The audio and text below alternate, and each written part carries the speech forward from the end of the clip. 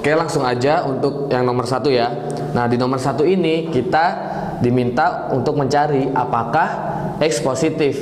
Nah, untuk soal yang tipenya pernyataan seperti ini, kalau pertanyaannya apakah, jawabannya itu kan pasti antara ya atau tidak. Nah, ini pasti sudah pada expert kan kalau kayak gini. Nah, untuk jawabannya itu terserah mau iya atau mau tidak, itu sebenarnya nggak masalah. Yang penting itu bisa menjawab. Jadi kita dituntut untuk mencari pernyataan yang bisa menjawab aja, bukan dicari jawabannya.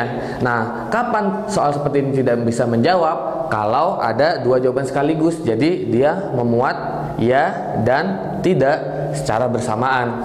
Nah, kita cek untuk opsi yang pertama. Untuk opsi yang pertama, kita dikasih X kuadrat sama dengan 64. Nah, untuk mencari nilai X-nya kan bisa kita gunakan akar ya. Jadi X itu sama dengan akar 64. Nah, akar itu hasilnya bisa plus dan minus 8. Nah, di sini kalau seandainya X itu bernilai plus 8, berarti kan dia menjawab dengan jawaban ya, karena yang ditanyakan apakah X itu positif. Nah, sedangkan pada saat dia bernilai min 8, jawabannya itu tidak. Nah, di sini kan mengandung dua jawaban sekaligus, berarti pernyataan satu ini belum bisa menjawab dari pertanyaan tersebut. Jadi yang nomor 1 belum bisa. Oke, kalau misalkan satu nggak bisa, langsung kita cek pernyataan yang kedua. Nah, kalau mau ngecek pernyataan yang kedua, kita lupakan dulu pernyataan yang pertama. Lalu kita masuk langsung pernyataan kedua. Di pernyataan kedua ini kita dikasih X pangkat 3 sama dengan min 512. Nah, untuk mencari nilai X nya kan tinggal kita akarin aja pangkat 3 dari min 512. Sedangkan akar pangkat 3 dari min 512 sendiri itu min 8. Cuman min, nggak ada positifnya. Berarti si X ini kan bernilai min 8. Nah, berarti kalau misalkan ditanya apakah X positif, tentu jawabannya yang tidak. Dan dia konsisten menjawab tidak. Jadi di sini hanya ada satu jawaban aja. Berarti pernyataan kedua ini udah cukup menjawab dari pertanyaan tersebut. Jadi jawabannya yang B, di mana pernyataan 2 saja cukup untuk menjawab pertanyaan, tetapi pernyataan 1 aja itu nggak cukup guys. Gimana? Gampang kan? Oke, next aja ya untuk nomor 2. Nih, di nomor 2 ini kita ditanyain berapa nilai X per Y. Berarti kalau mau tahu nilai X per Y, berarti kita harus dapat nilai X dan juga nilai Y-nya sekaligus kan? Karena yang ditanya itu berapa, berarti kita harus tahu nilai konkretnya. Nah, langsung aja ke pernyataan pertama. Di pernyataan pertama ini, kita tahu X itu suku ke-50 dari barisan geometri. Berarti X itu kan sama dengan U50-nya ya, dari barisan geometri 2, 4, 8, dan seterusnya. Dengan rasio sebesar Y. Nah, di sini kan kita tahu ya, untuk Y itu kan rasio. Rasionya dari barisan 2, 4, 8 itu sebesar 2. Soalnya 2 dikali 2 itu 4, 4 kali 2 itu 8, dan seterusnya. Kita udah dapat nilai Y. Berarti Y-nya itu bernilai 2. Nah, kalau Y-nya udah dapat, rasionya kan kita udah punya nih. Terus untuk suku pertamanya kita juga udah punya si 2 ini kan. Nah, berarti kita nanti bisa dapat nilai X. Nilai X-nya didapat dari mana? Dari U50-nya baris geometri. U50 sendiri itu rumusnya apa? Berarti A R pangkat 50 min 1. Jadinya A R pangkat 49. Nah, di sini A-nya kita kan sudah punya 2, rasionya juga kita sudah punya 2. Nah, tinggal kita hitung aja berapa nilai X-nya. Apakah perlu dihitung? Sebenarnya nggak perlu. Karena apa? Yang penting kita itu tahu kalau dari pernyataan ini kita bisa dapat nilai X dan kita juga bisa dapat nilai Y. Nah, karena ini itu modal untuk menjawab dari pertanyaan yang tadi. Nah, dari sini kita tahu kalau pernyataan pertama itu sudah cukup buat menjawab.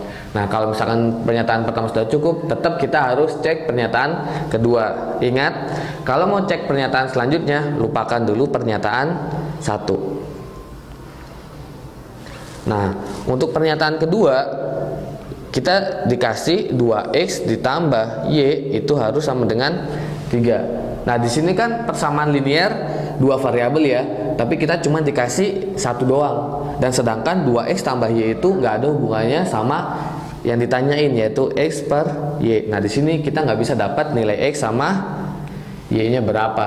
Nah, jadi dari sini pernyataan kedua sendiri itu belum cukup untuk menjawab. Jadi jawabannya yang A, di mana pernyataan satu saja cukup untuk menjawab pertanyaan, tetapi pernyataan dua aja nggak cukup guys. Gimana? Easy lah. Oke, lanjut untuk nomor 3. Nah, untuk nomor 3 di sini kita dikasih misalkan x, y menyatakan koordinat pada bidang x, y dengan x tambah y itu tidak sama dengan 0. Berarti kan x itu nggak boleh sama dengan min y. Nah, yang ditanyakan itu kan apakah x tambah y kurang dari 0. Ingat, kalau pertanyaannya apakah, jawabannya itu ya dan tidak. Nah, tapi untuk menjawab apakah x tambah y itu kurang dari 0, kita kan tetap harus tahu nilai x-nya berapa dan nilai y-nya juga berapa dari pernyataan-pernyataan yang udah disediakan. Coba kita cek ya. Untuk pernyataan 1, nah, di pernyataan 1 sendiri kita dikasih x tambah y kuadrat itu sama dengan x tambah y dikali x tambah 6. Nah, kita kan tahu untuk x tambah y kuadrat itu kalau kita jabarkan jadi x tambah y dikali x tambah y, sehingga kita tahu nilai y-nya itu sama dengan 6. Nah, di sini kita dapat nilai y, tapi nilai x-nya berapa? Kita belum tahu. Berarti dari pernyataan 1 kita nggak bisa jawab karena kita nggak punya nilai x. Kalau misalkan udah nggak bisa jawab, kita cek dulu pernyataan yang kedua. Nah, tapi sebelumnya ingat, kita lupakan dulu pernyataan yang pertama ini. Ini harus dilupain dulu ya. Nah, masuk pernyataan yang kedua. Di pernyataan kedua ini kita dapat 2x ditambah y sama dengan 3. Nah, kalau di pernyataannya ini kita dapat persamaan linear dua variabel lagi kan, tapi persamaannya cuma satu. Nah, untuk soal yang kayak gini kita nggak bisa nyari siapa x sama siapa y, karena bisa siapa aja kan untuk jadi x sama y nya. Tapi kalau misalkan seandainya kita gabung, ini kan dengan kondisi pernyataan kedua ini udah nggak bisa jawab ya. Nah, jadi pada saat kita gabung dari pernyataan 1 tadi kita kan dapat y nya itu sama dengan 6. Nah, seandainya y nya kita sudah punya 6, kita bisa substitusikan ke persamaan yang kedua. Jadi persamaannya itu menjadi 2x ditambah 6 sama dengan 3. Nah, kita di sini bisa dapat nilai x dengan menyelesaikan operasi tersebut. Nah, y-nya kita dapat, x-nya juga kita dapat. Berarti kita bisa jawab untuk pertanyaan yang x tambah y itu kurang dari 0 atau enggak. Berarti jawabannya yang C, di mana dua pernyataan bersama-sama cukup untuk menjawab pertanyaan, tetapi satu pernyataan saja itu nggak cukup guys. Gimana? Gampang kan? Oke, lanjut untuk nomor 4. Nah, di nomor 4 ini kita ketemu soal baris aritmatika. Sebenarnya soal ini tuh soal yang easy peasy lemon squeezy lah ya. Nah, di nomor 4 ini kita dapat baris aritmatika. Ingat, ini aritmatika ya. Dengan U3-nya itu 8, U7-nya itu 20. Nah, kita tahu kan untuk baris aritmatika sendiri, rumus untuk mencari suku ke n atau UN itu sama dengan A ditambah n-1 B. Nah, jadi kalau seandainya kita mau cari U3, dia itu dari A ditambah 3 min 1 B. Untuk U7-nya menjadi A ditambah 7 min 1 B. Nah, kalau kita jabarin, dia itu kan jadi A ditambah 2B, sedangkan untuk yang U7-nya jadi A ditambah 6B.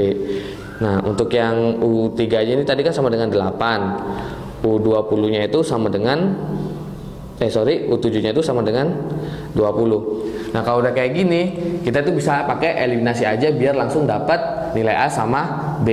Nah, yang ditanya itu kan U4, ya kan? Sebenarnya kalau misalkan soal aritmatika kayak gini, kita tuh bisa pakai hubungannya itu antara perbedaan suku 1, suku kedua, suku ketiga dan seterusnya.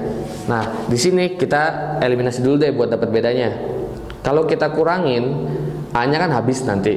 Nah, 2B dikurangi 6B jadinya min 4B sama dengan 8 kurangi 20 min 12. Sehingga kita dapat B-nya itu sama dengan 3. Nah, karena yang kita cari itu U4. Nah, U4 itu kan bedanya 1 doang ya sama U3 ya. Berarti bisa kita tulis U3 ditambah B.